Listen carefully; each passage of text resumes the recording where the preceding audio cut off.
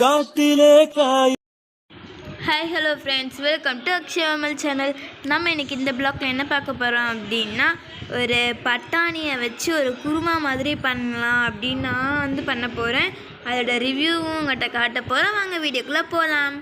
First நான் பட்டாணியை 1 மணி நேரம் வேக வைக்க ஃபஸ்ட்டு தண்ணியில் ஊற போடணும். நான் கொஞ்சமாக எடுத்துக்கிறேன். 2 பேர்த்துக்கு நான் எனக்கும் எங்கள் அண்ணனுக்கும் மட்டும் நான் பண்ணுறதுனால ரெண்டு பேருக்கு பண்ணுறதுனால நான் கொஞ்சமாக எடுத்துக்கிட்டேன் பட்டாணி. இப்போ ஒரு வெங்காயம், ஒருத்தர் 2 பேருக்கு செஞ்சதுக்காண்டி, அப்புறம் ஒரு தக்காளி, 2 பச்சை மிளகாய் சென்டரில் கீறுவாங்கல்ல அந்த மாதிரி கீறிக்கலாம்.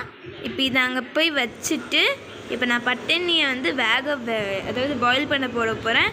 ஸ்டவ் ஆன் பண்ணிவிட்டு இதில் இந்த நம்ம பட்டாணியை ஊற வச்சுருந்தோம்ல அந்த தண்ணியை ஊற்றிக்கலாம். அந்த தண்ணியை ஊற்றிட்டு இப்போ அந்த பட்டாணியை அப்படியே போட்டுடலாம். இப்போ அப்படியே போட்டுட்டு இன்னும் கொஞ்சம் தண்ணி வேணுன்னா நீங்கள் ஆட் பண்ணிக்கலாம். நான் கொஞ்சம் இது பண்ணிக்கிறேன். இப்போ பார்த்திங்கன்னா இது ஒரு 20 மினிட்ஸ் வேகட்டும். நார்மலாக நீங்கள் இது என்னது குக்கரில் வைக்கிறனாலும் வச்சுக்கலாம், இந்த மாதிரி இதில் வைக்கிறனாலும் நீங்கள் வச்சுக்கலாம், அது உங்கள் இஷ்டம். இப்போ நான் 1 டேபிள் ஸ்பூன் மட்டும் கல்லுப்பு போட்டுக்கிறேன்.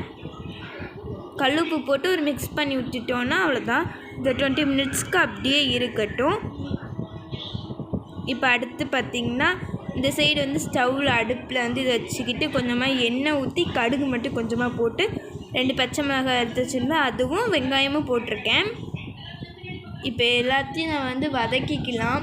கொஞ்சமாக ப்ரௌனிஷாக இருந்தால் போதும்.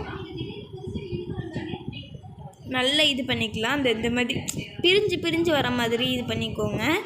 இதுக்கப்புறம் தக்காளியும் போட்டு வதக்கிட்டு அதில் மசாலாஸ்லாம் போட போகிறேன். 1 டீஸ்பூன் மஞ்சப்பொடி, 1/2 டீஸ்பூன் அளவுக்கு மல்லிப்பொடி, 2 டீஸ்பூன் அளவுக்கு மட்டன் மசாலா, சிக்கன் மசாலா அந்த மாதிரி ஏதாட்டும் வச்சுருந்தீங்கன்னா போட்டுக்கலாம். நான் மட்டன் மசாலா போட்டுருக்கேன். இந்த 2த்தையும் நல்லா நம்ம மிக்ஸ் பண்ணிடலாம். மிக்ஸ் பண்ணிவிட்டு கொஞ்சம் எண்ணெய் வேணால் நீங்கள் ஆட் பண்ணிக்கோங்க. எனக்கு கொஞ்சம் எண்ணெய் வேணும்னு ஆட் பண்ணிக்கிட்டேன். அந்த காய்கறிகளெல்லாம் மிஸ் ஆகுற மாதிரி நல்லா இது பண்ணிக்கோங்க.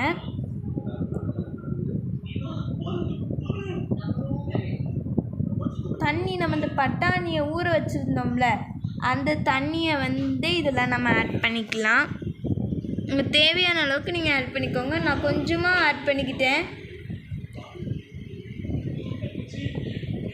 இப்போ அதுக்கப்புறம் கொஞ்சம் உப்பு போட்டுக்கலாம்.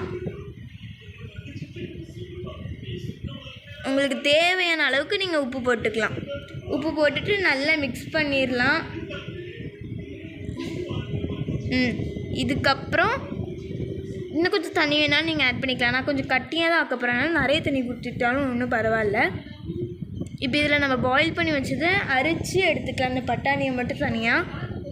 இப்போ இந்த பட்டாணியை அப்படியே இந்த குருமாக்குள்ளே போட்டுக்கலாம்.